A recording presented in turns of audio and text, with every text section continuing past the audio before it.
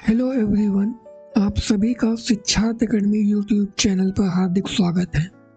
धर्मवीर भारती जी का उपन्यास गुनाहों का देवता, इसके प्रथम भाग में हम लोगों ने देखा कि सुधा और चंद्र कैसे एक दूसरे से मिलते हैं और फिर सुधा चंद्र को अपने घर चाय पिलाने के लिए लेकर जाती है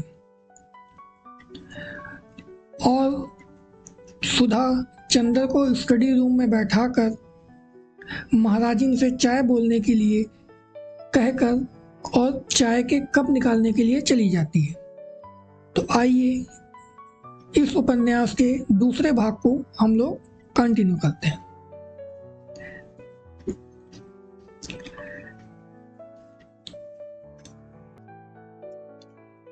सुधा का यह घर परिवार चंद्र कपूर का अपना हो चुका था।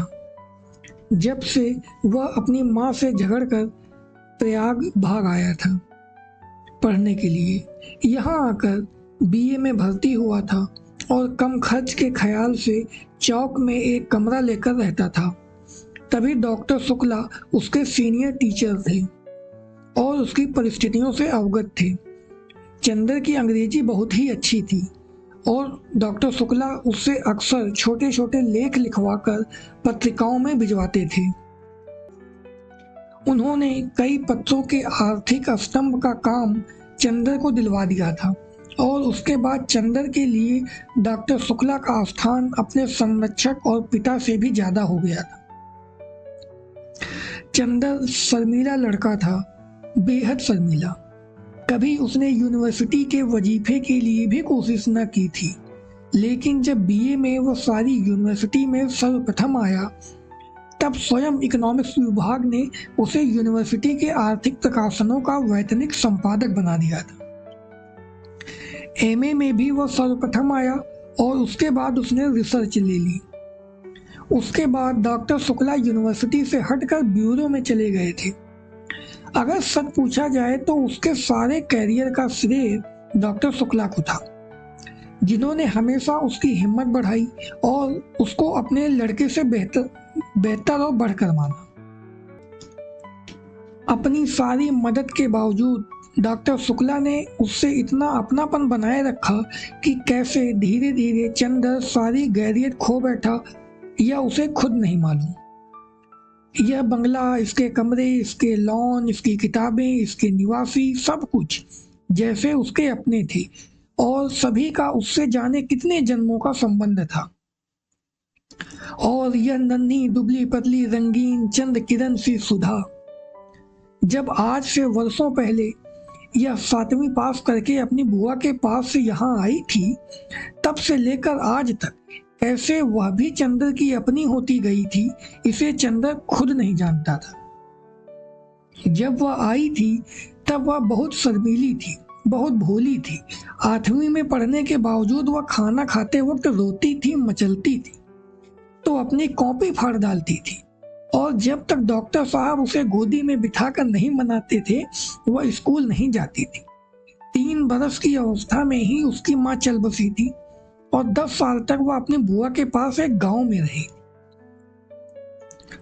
अब 13 वर्ष की होने पर गांव वालों ने उसकी शादी पर जोर देना और शादी ना होने पर गांव की औरतों ने हाथ नचाना और मुंह मटकाना शुरू किया। तो डॉक्टर साहब ने उसे इलाहाबाद बुलाकर 8वीं में भर्ती करा दिया। जब वह आई थी तो आधी जंगली थी। तरकारी में घी कम होने पर वह महाराजिन का चौका जूठा कर देती थी और रात में फूल तोड़कर न लाने पर अक्सर उसने मालिक को दांत भी काट खाया था। चंद्र से जरूर वह बेहद डरती थी, पर न जाने क्यों चंद्र भी उससे नहीं बोलता था। लेकिन जब 2 साल तक उसके ये उपद्रव जारी रहे और अक्सर डॉक्टर साहब गुस्से के मारे उसे न साथ खिलाते थे और न उससे बोलते थे, तो वह रो रोकर और सिर पटक पटक कर अपनी जान आधी कर देती थी। तब अक्सर चंद्र ने पिता और पुत्री का समझौता कराया था, अक्सर सुधा को डांटा था, समझाया था और सुधा घर भर से अल्हड़ पुरवाई और विद्रोही झोंकों की तरह तोड़ फोड़ मचाती रहने वाली सुधा चंद्र की आंख के इशारे पर सुबह की नसीम की तरह शांत हो जाती थी। कब और क्यों उसने चंद्र के इशारों का यह मौन अनुशासन स्वीकार कर लिया था, यह उसे खुद नहीं मालूम था। और यह सभी कुछ इतने स्वाभाविक ढंग से, इतना अपने आप होता गया कि दोनों में से कोई भी इस प्रक्रिया से वाकिफ नहीं था, कोई भी इसके प्रति जागरूक नहीं था। दोनों का एक दूसरे के प्रति अधिकार और आकर्षण इतना स्वाभाविक था जैसे शरद की पवित्रता या सुबह की रोशनी। और मजा तो यह था कि चंद्र की शक्ल देखकर छिप जाने वाली सुधा इतनी ढीठ हो गई थी कि उसका सारा विद्रोह, सारी झुंझलाहट, मिजाज की सारी तेजी, सारा तीखापन और सारा लड़ाई झगड़ा सभी की तरफ से हटकर चंद्र की ओर केंद्रित हो गया था। वह विद्रोहिनी अब शांत हो गई थी, इतनी शांत, इतनी सुशील, इतनी विनम्र, इतनी मिष्ट भाषिणी कि सभी को देखकर ताजुब होता था। लेकिन चंद्र को देखकर जैसे उसका बचपन फिर लौट आता था। और जब तक वह चंद्र को खिजाकर, छेड़कर लड़ नहीं लेती थी, उसे चैन नहीं पड़ता था।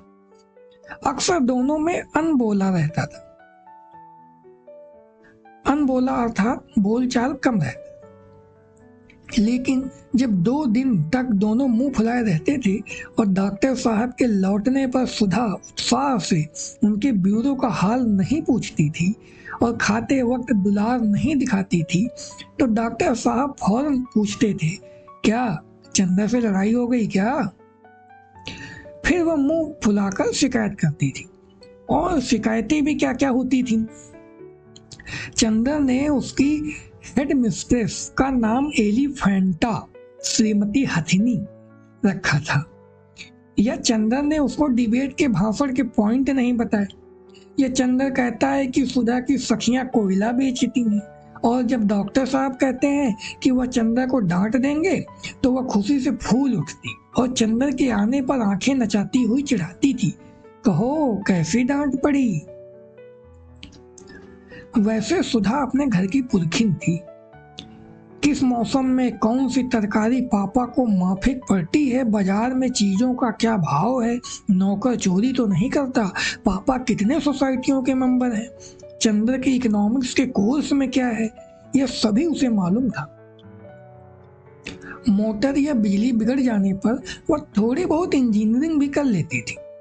और मातृत्व का अंश तो उसमें इतना था कि हर नौकर और नौकरानी उससे अपना सुख दुख कह देते थे।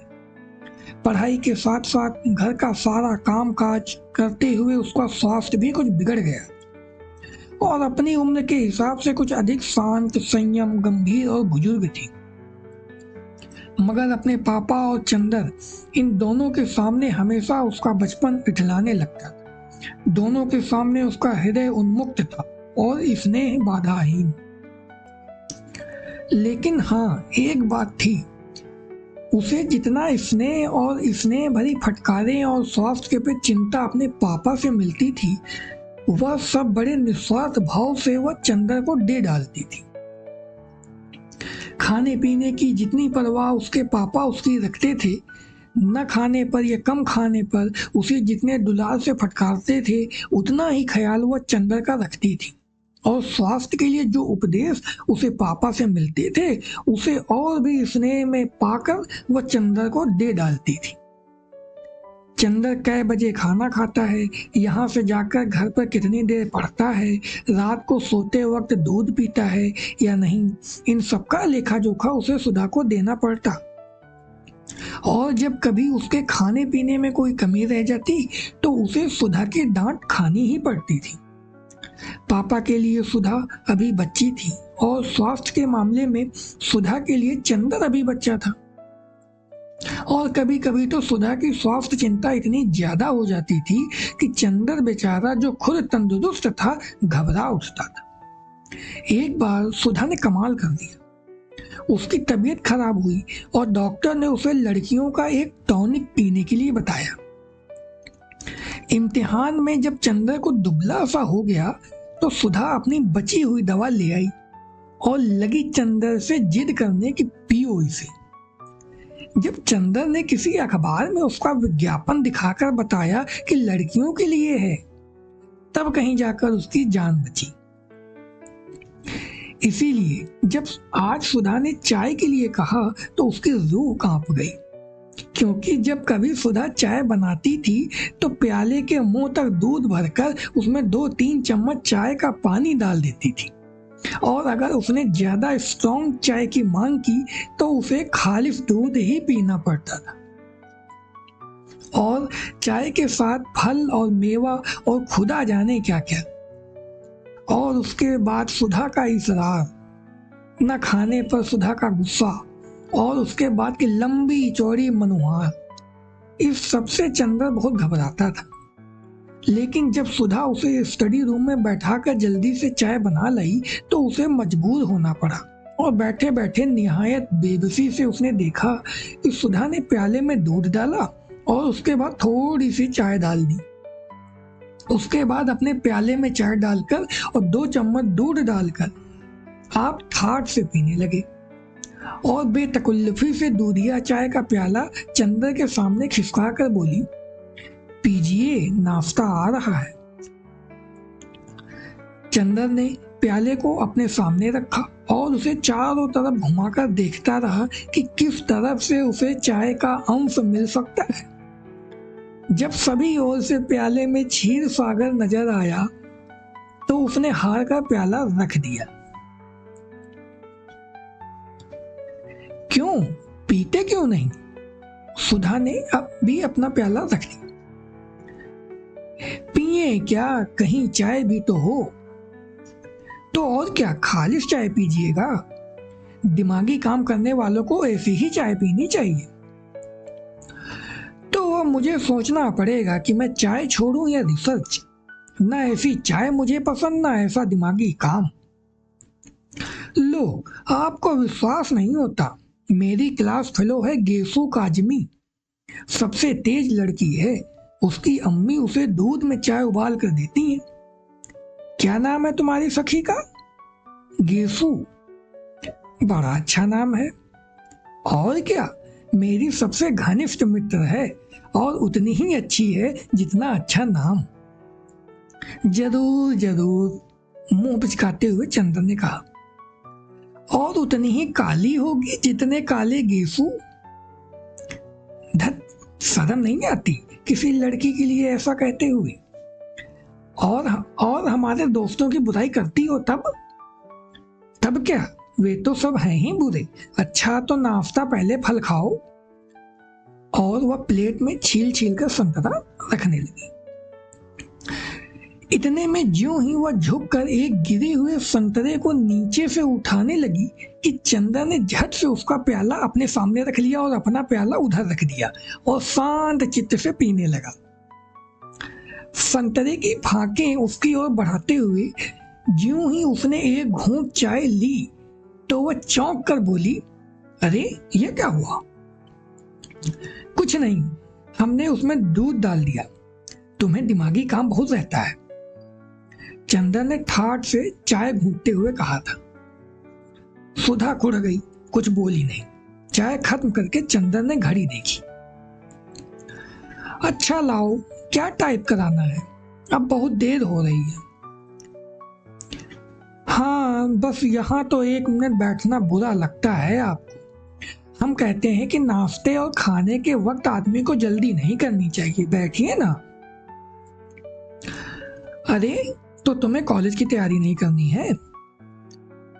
करनी क्यों नहीं है? आज तो गेसू को मोटर पर लेते हुए तब जाना है। तुम्हारी गेसू और कभी मोटर पर चढ़ी है?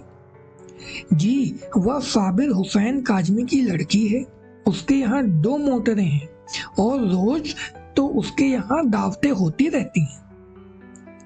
अच्छा, हमारी तो दावत कभी नहीं की। आहा हाँ, गेसू के यहाँ दावत खाएंगे इसी मुंह से। जनाब, उसकी शादी भी तय हो गई है, अगले जाड़ों तक शायद हो भी जाए।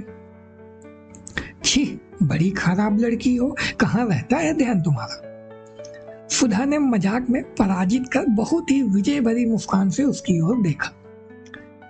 चंदर ने झेप कर निगाह नीची कर ली तो सुधा पास आकर चंदर का कंधा पकड़कर बोली, अरे उदास हो गए? नहीं भैया, तुम्हारा भी ब्याह तय कराएंगे, घबराते क्यों हो? और फिर एक मोटी सी इकोनॉमिक्स की किताब उठाकर बोली, लो इस मुट्ठी से ब्याह करोगे? लो बातचीत कर लो, तब तक मैं वह निबंध ले आऊं टाइप कराने वाला। चंदर ने खिसियाकर बड़ी जोर से सुधा का हाथ दबा दिया। हाय रे, सुधा ने हाथ छुड़ाकर मुंह बनाते हुए कहा, लो बाबा हम जा रहे हैं, काहे बिगड़ रहे हैं आप? और वह चली गई। डॉक्टर साहब का लिखा हुआ निबंध उठा लाई और बोली, लो यह निबंध की पांडुलिपि है। उसके बाद चंद्र की ओर बड़े दुलार से देखते हुए बोली, शाम को आओगे? ना। अच्छा हम परेशान नहीं करेंगे, तुम चुपचाप पढ़ना, जब रात को पापा आ जाए तो उन्हें निबंध की प्रतिलिपि देकर चले जाना। नहीं, आज शाम को मेरी दावत है ठाकुर साहब के यहाँ, तो उसके बाद आ जाना। और देखो अब फरवरी आ गई है, मास्टर ढूंढ दो हमें। नहीं, ये सब झूठी बात है, हम कल सुबह आएंगे। अच्छा तो सुबह जल्दी आना, और देखो मास्टर लाना मत भूलना, ड्राइवर तुम्हें मुखर्जी रोड पहुंचा देगा। फिर क्या हुआ, वह कार में बैठ गया और कार स्टार्ट हो गई कि फिर सुधा ने पुकारा। वो फिर चंदर उतरा। सुधा बोली, लो ये लिफाफा तो भूल ही गए थे, पापा ने लिख दिया है, उसे दे देना। अच्छा, ये कहकर चंदर चला कि फिर सुधा ने पुकारा, सुनो। एक बार में क्यों नहीं कह देती सब? चंदर ने झल्लाकर कहा। अरे बड़ी गंभीर बात है, देखो वहां कुछ ऐसी वैसी बात मत कहना लड़की से, वरना उसके यहाँ 2 बड़े बड़े बुलडॉग हैं। ये कहकर सुधा ने गाल फुलाकर आंख फैलाकर ऐसी बुलडॉग की भंगिमा बनाई कि चंदर हंस पड़ा, सुधा भी हंस पड़ी। ऐसी थी सुधा और ऐसा था चंदर। तो दोस्तों, आज के इस भाग को यहीं पर विराम देते हैं, तो मिलते हैं अगले भाग में। बहुत बहुत धन्यवाद।